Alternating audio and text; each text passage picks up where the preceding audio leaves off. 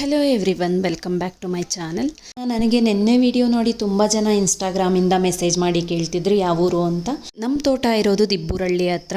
ನಾವು ಬ್ಯಾಂಗ್ಳೂರ್ಗೆ ರಿಟರ್ನ್ ಹೊರಟಿದ್ದೀವಿ ಅಂತ ನಮ್ಮ ಮಾವ ಬಾಳೆಗೊನೆ ಕಟ್ ಮಾಡಿ ಕೊಟ್ಟರು. ಹಾಗೆ ಅಮ್ಮನ ಮನೆಗೆ ಬಂದು ದೊಡ್ಡಪ್ಪ ಅವ್ರ ತೋಟದಲ್ಲಿ ನೇರಳೆ ಹಣ್ಣು ಕಿತ್ಕೊಂಬರೋಣ ಅಂತ ಬಂದ್ವಿ.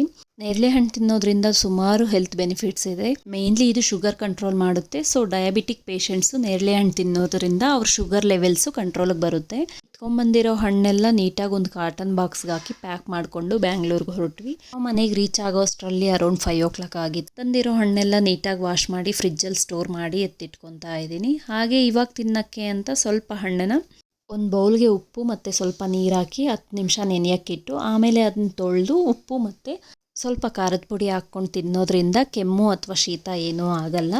ಈ ವಿಡಿಯೋ ನಿಮ್ಗೆ ಇಷ್ಟ ಆಗಿದ್ದರೆ ಲೈಕ್ ಮಾಡಿ, ಶೇರ್ ಮಾಡಿ, ಕಮೆಂಟ್ ಮಾಡಿ. Thank you for watching. See you in the next vlog. Bye bye.